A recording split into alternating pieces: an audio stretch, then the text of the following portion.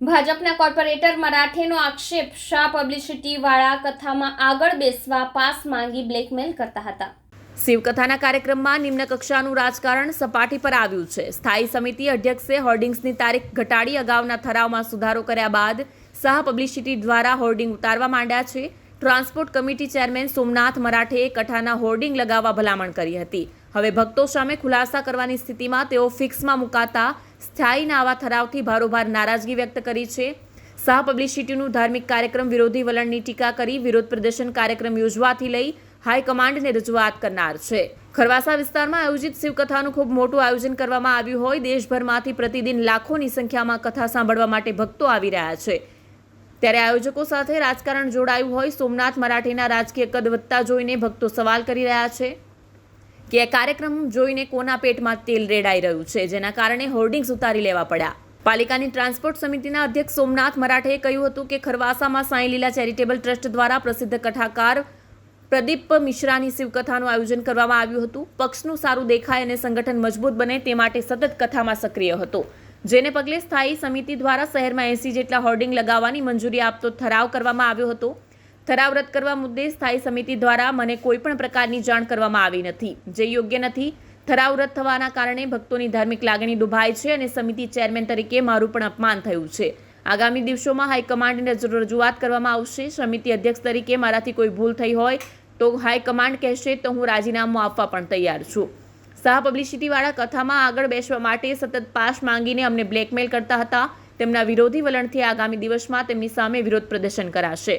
એ વાત એવી છે, સાઈ લીલા ચેરિટેબલ ટ્રસ્ટ દ્વારા 16 જાન્યુઆરીથી 22 જાન્યુઆરી દરમિયાન આંતરરાષ્ટ્રીય કથાવાચક પંડિત પ્રદીપ મિશ્રાજી જ્યારે સુરતમાં પધારવાના હતા, એના સંદર્ભે આ સુરતની જનતાને અને શિવ ભક્તોને એમનો મેસેજ મળે એ માટે સ્થાયી સમિતિને સાઈ લીલા ગ્રુપ દ્વારા એક પત્ર આપવામાં આવ્યો હતો। એની સાથોસાથ મારો પોતાનો ભલામણ પત્ર એની સાથે લગાવવામાં આવ્યો હતો। આ સંદર્ભે 4 તારીખથી 4 જાન્યુઆરીથી 22 જાન્યુઆરી સુધીનો સ્થાયી સમિતિએ શાહ પબ્લિસિટીને 80 જેટલા હોર્ડિંગ્સ વિના મૂલ્યે લગાવવા માટે પરમિશન આપી હતી અને એ હોર્ડિંગ્સ અમે લગાવ્યા હતા, પરંતુ ફરી સ્ટેન્ડિંગ કમિટી 15 તારીખે મળી અને આ ઠરાવને રિમૂવ કરી આ ઠરાવને 4 થી 16 સુધી જ રાખવા માટેનો નવો ઠરાવ જે થયો એના કારણે આ વિવાદ થયો। તમે ચેરમેન છો, તમે જ ભલામણ કરી તો છતાં આ રીતનો વિવાદ? હું એ જ વાત કરવા માંગુ છું। એકચ્યુઅલ આ એક તો ઠરાવ કરવો નહીં હતો અને એ ખાનગી રાહે મને જાણ કરીને ભાઈ આ બેનર ઉતારવા નહીં જોતા હતા, ભાઈ તમે આને 16 થી 22 સુધી આપણે એને પેડ એટલે પૈસા ચૂકવણી કરી દેતે, પરંતુ એમને બારોબાર વગર કહેવા અને ડાયરેક્ટ સીધો ઠરાવ કરી દીધો છે। એ ખૂબ જ વાત નિંદનીય છે। શિવ ભક્તોનો એમાં ખૂબ મોટો લાગણી દુખાવી છે। એમ તો લાગણી મારી બી દુખાની છે અને મારો બી એમાં અપમાન થયો છે। આ થયું છે એ બહુ ખોટું થયું છે। હવે કોને કર્યું છે હું હાઈકમાન્ડને એની ફરિયાદ આપવાનો છું અને હાઈકમાન્ડ બરાબર જે બી પગલાં લેશે, જે બી એની મતલબ વિગત મંગાવીને જે બી ખુલાસો કરશે એ મને માન્ય રહેશે।